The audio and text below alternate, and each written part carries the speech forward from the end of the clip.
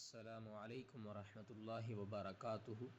இனிய இஸ்லாமியர்களே, அல்லாஹ்வின் மாதமான மிகவும் சிறப்பிற்குரிய ரமதான் மாதமான இந்த மாதத்தில் முதல் 10 விரைவில் கடக்க இருக்கின்றோம். இந்த சமயத்தில் நாம் நினைவில் கொள்வது அல்லாஹ்விடம் அதிகமாக ரஹ்மத்தை தேட முயற்சிப்பது. ஏனென்றால் அல்லாஹ்வின் ரஹ்மத் தான் நமது வாழ்க்கைக்கான மேலும் மறுமை வாழ்க்கைக்கான அனைத்திலும் வெற்றியை தரவல்லது.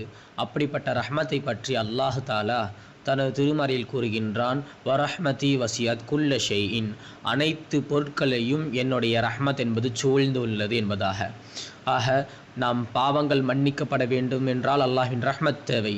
நம்முடைய வருத்தங்கள் நீங்க வேண்டும் என்றால் அல்லாஹ்வின் ரஹ்மத் தேவை. நம்முடைய துவாக்கள் ஏற்றுக்கொள்ளப்பட வேண்டும் என்றால் அல்லாஹ்வின் ரஹ்மத் தேவை. மேலும் பல நாட்களில் அல்லாஹ்வுடைய ரஹ்மத் இருக்கும். ஆனால் ரமதான் என்றாலே அது பன்மடங்காக ஆகும் என்பது நமக்கு அறிந்ததே. ஆகையால் ரமதானில் அதிகம் நாம் ரஹ்மத்தை தேட வேண்டும். மேலும் அல்லாஹ் அதைத்தான் நமக்கு கட்டாயப்படுத்தியும் வைத்திருக்கின்றான். ஆகையால் இந்த நாம் வயிற்றுக்கு எப்படி நோன்பு வைக்கின்றோம் அதை போல நம் நாவிற்கும் கண்களுக்கும் 5 புலன்களுக்கும் நோன்பை பாதுகாத்தால் அதுவும் ரஹ்மத்.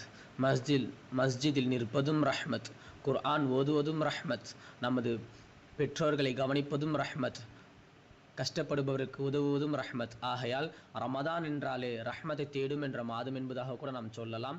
ஆகையால் விரைவில் நம்மை விட்டு கடக்க இருக்கின்ற இந்த முதல் 10 ரஹ்மத்தை தேடி அல்லாஹ்விடம் மாபெரும் ரஹ்மத்தை தேடும் பாக்கியத்தை அல்லாஹ் நாம் அனைவருக்கும் நல்குவானாக. ஆமீன். அஸ்ஸலாமு அலைக்கும் வரஹ்மத்துல்லாஹி வபரகாத்துஹு.